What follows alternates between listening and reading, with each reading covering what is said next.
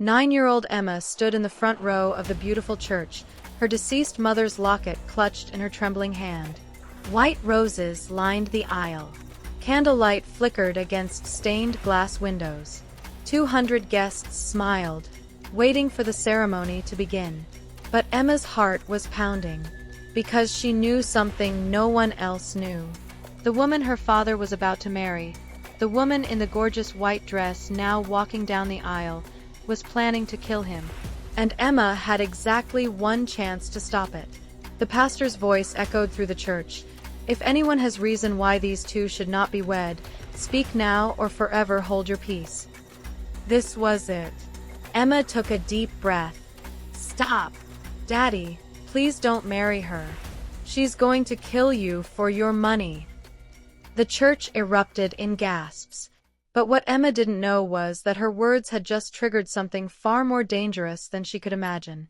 Before we dive deeper, let us know in the comments where you're watching from. We'd love to hear from you. And if you're new here, don't forget to hit that subscribe button so you never miss any of our upcoming videos. Now, let me take you back to where this nightmare really began. 6 months earlier, Emma's world was still broken. Her mother, Jennifer, had died of cancer just 1 year ago, when Emma was only 8. The grief had shattered their small family. Emma remembered her father, David, sitting at the dinner table staring at her mother's empty chair, tears streaming silently down his face. At 9 years old, Emma had become more parent than child. She made her own breakfast when Dad forgot to eat. She reminded him about school meetings. She learned to braid her own hair by watching YouTube videos. I have to be strong, she told herself every morning. For Dad. But watching her father fade into depression terrified her. Some days he would stare at nothing for hours. Emma would call his name 3 times before he'd even notice her. Her mother's last words echoed in her mind. Take care of Daddy for me, sweetheart. And always trust your instincts. If something feels wrong, it probably is. Then, 4 months ago, everything changed. David met Vanessa at the grocery store. She was beautiful, charming, and made Dad laugh again, something Emma hadn't heard in a year. Within days, Vanessa was coming over for dinner. Within weeks, she was staying overnight. Emma wanted to be happy for him. She really did. But from the very first meeting, something felt wrong. Vanessa's smile never reached her eyes. That was the first thing Emma noticed. When Dad wasn't looking, Vanessa's expression would change. Cold, calculating, almost cruel. But the moment Dad turned around, the sweet smile returned. You're just jealous, Emma told herself. You don't want anyone replacing Mom. But her mother's voice whispered in her mind, trust your instincts. The red flags came quickly. Vanessa moved Mom's favorite coffee mug to a high shelf Emma couldn't reach. We need to make some changes around here, she'd said with that fake smile. She'd changed the channel when Emma was watching her shows. We need more mature programming. She never asked about Emma's day at school, but she'd gush about Dad's job, his savings account, his life insurance policy. Life insurance? Why did Vanessa keep bringing that up? Then came the night everything changed. 2 months into the relationship, David proposed. Emma watched from the stairs as Vanessa squealed with delight, jumping up and down. But when Dad turned to get champagne, Emma saw Vanessa's real expression, cold satisfaction, like a chess player who just won the game. That's when Emma knew she had to protect her father. The next afternoon, Vanessa was on the phone in the kitchen while Dad was at work. Emma was supposed to be doing homework, but she crept closer to listen. Everything's going according to plan, Vanessa said in a voice Emma had never heard before. Harsh, calculating. The wedding's in 6 weeks. After the honeymoon, it should only take a few days. Emma's blood ran cold. Don't worry about the kid, Vanessa continued. She's too young to cause problems. And David trusts me completely. He's so grateful someone loves him again. He'll believe anything I say. Emma's hands started shaking. Once I'm his wife, getting the insurance money will be simple. And this house will sell for a nice profit. Just make sure everything's ready on your end, Marcus. Marcus. Who was Marcus? I have to go. The kid might be listening. Emma sprinted back to her room, grabbed a book, and pretended to read. Her heart hammered so hard she thought it might burst through her chest. Vanessa knocked on her door moments later. I'm heading out, sweetie. Your dad will be home soon. Okay, Emma managed to say, keeping her voice steady. The moment Vanessa's car pulled away, Emma grabbed the phone and called the only person she trusted, Uncle James, her father's best friend since college. Uncle James, something terrible is happening. Vanessa is going to hurt Dad. Uncle James believed her, but he was careful. Emma, adults need proof before they can accept something this serious, he explained. I need you to write down exactly what you heard. And if Vanessa makes more suspicious phone calls, take notes. But be extremely careful. If she realizes you know, it could be dangerous. Over the next 3 weeks, Emma became a detective. She found Vanessa's notebook in her purse one day, filled with cryptic notes. Wedding, 3 weeks, honeymoon cabin, Mountain Ridge Resort, insurance policy, $850K, Marcus, timing critical. Emma photographed every page with her emergency phone. She overheard another phone call. The poison needs to work fast but look natural. A heart attack during the honeymoon. So tragic. His poor new wife will be devastated. Emma recorded it all. She discovered Vanessa had multiple IDs in different names hidden in her makeup bag. Each piece of evidence was more terrifying than the last. But when Emma tried to tell her father, he just smiled sadly. Sweetheart, I know you miss Mom. I know this is hard. But Vanessa makes me happy again. Can't you give her a chance? How could Emma tell him that the woman making him happy was planning to murder him? Uncle James connected her with Detective Rodriguez, a family friend in the police department. Emma played her recordings, showed her photos, explained everything. Detective Rodriguez listened carefully, then delivered devastating news. Emma, I believe you. But legally, we have a problem. Vanessa hasn't actually committed a crime yet. We can't arrest someone for talking about committing murder. We need to catch them in the act or find physical evidence like the actual poison. But she's going to kill my dad. Emma cried. I know. Which is why I'm going to have officers monitor the wedding and the honeymoon location. But Emma, I need you to promise me something. If you see or hear anything else, call me immediately. Don't try to handle this alone. The wedding was now 5 days away. The next few days were torture. Emma had to help Vanessa address wedding invitations. She had to smile during the rehearsal dinner. She had to pretend everything was fine while knowing her father had less than a week to live. 3 days before the wedding, Emma overheard the most chilling conversation yet. Vanessa was on the balcony, thinking she was alone. Emma pressed herself against the sliding door. Phone recording. Marcus, listen carefully. Saturday we get married. Sunday morning we drive to the cabin for our romantic honeymoon. Sunday night, you meet me there with the poison, something that mimics a heart attack perfectly. A pause as Vanessa listened. Monday morning, I put it in his coffee. By Monday afternoon, I'll be calling 911, crying about my new husband's tragic heart attack. By Tuesday, we're on a plane to Costa Rica with $850,000 in life insurance money, plus whatever we get from selling this house. Emma's entire body was shaking, but she kept the phone steady. $850,000, Marcus. That's what this man is worth to us. Don't screw this up. Another pause. Of course the kid will be there on the honeymoon. But once David's dead, she's not my problem. I'll dump her with relatives and disappear. She's too smart for her own good anyway, always watching me with those suspicious little eyes. That night, Emma played the recording for Uncle James and Detective Rodriguez together. This is exactly what we needed, Detective Rodriguez said. Emma, You've done incredibly brave work.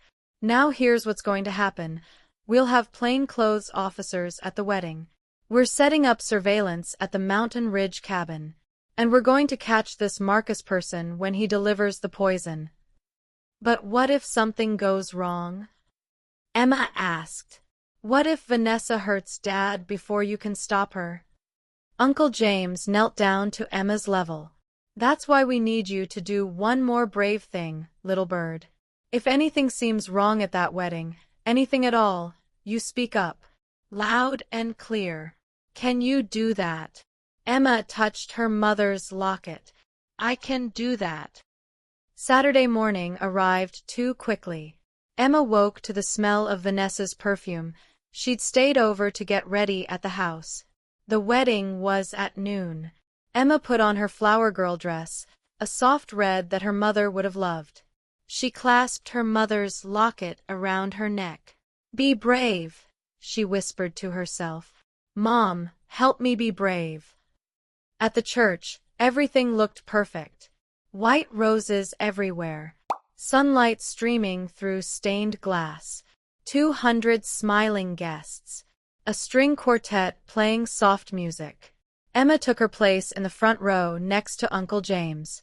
Detective Rodriguez sat 3 rows back, pretending to be a regular guest. The wedding march began. Vanessa appeared at the back of the church in a stunning white gown, looking like every girl's dream bride. Guests oohed and awed. Emma's father stood at the altar with tears of joy in his eyes. Emma felt sick. The ceremony began. The pastor talked about love, commitment, trust. Trust. Vanessa didn't know the meaning of the word. Marriage is built on honesty, the pastor said, and Emma almost laughed. Nothing about Vanessa was honest. Then came the moment. If anyone has reason why these two should not be wed, speak now or forever hold your peace. The church fell silent. Emma's heart pounded. Her palms were sweaty. Her throat felt tight. This was it. Her only chance. But what if no one believed her? What if they thought she was just a jealous child? What if she humiliated her father in front of everyone and Vanessa got away anyway? The pastor was about to continue. Wait! The word burst from Emma's mouth before she could stop it. Every head turned. 200 pairs of eyes stared at her. Emma stood up on trembling legs.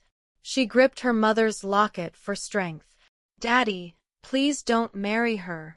Her voice was small but clear in the silent church. David looked confused. Emma, sweetheart, what's wrong?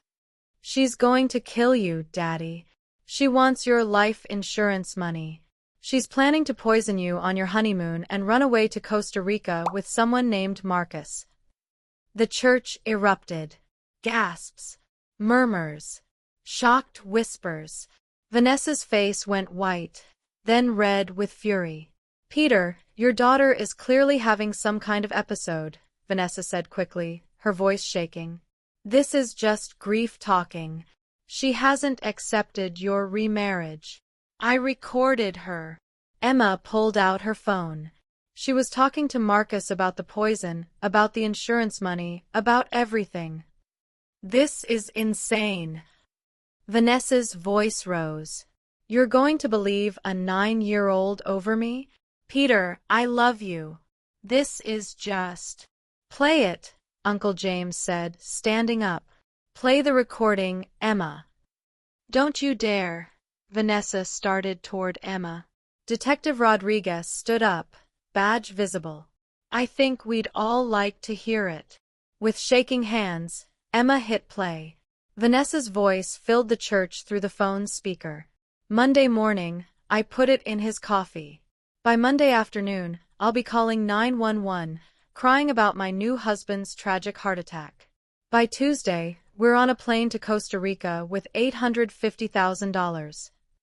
The church fell deadly silent. Emma watched her father's face change, confusion to shock to heartbreak to horror. $850,000. Marcus. That's what this man is worth to us. Vanessa lunged for Emma's phone. You little brat. You've ruined everything. Do you know what you've done? But Detective Rodriguez was already moving. Vanessa Morrison, or whatever your real name is, you're under arrest for conspiracy to commit murder. You can't arrest me. I haven't actually done anything. Conspiracy to commit murder, fraud, and threatening a minor. That's plenty to start with. 2 more officers appeared from the back of the church. Vanessa's mask finally shattered completely. This is all that kid's fault. She's the one who ruined everything. I spent 6 months setting this up perfectly. As the officers handcuffed her, Vanessa screamed and struggled. You have no idea who you're dealing with. Marcus will. Marcus is already in custody, Detective Rodriguez interrupted calmly. We picked him up an hour ago at the Mountain Ridge cabin.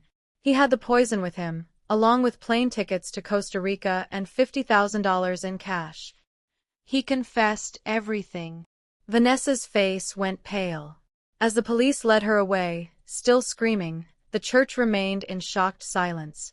Then Emma's father dropped to his knees and pulled her into his arms, sobbing. You saved my life, he whispered. Oh, sweetheart, you saved my life. The investigation revealed something even more disturbing. Vanessa's real name was Sarah Martinez. She and Marcus had been running this con for 4 years across 3 states. They targeted lonely widowers with life insurance policies. 2 men had already died, deaths originally ruled as natural heart attacks. The families finally got answers and justice.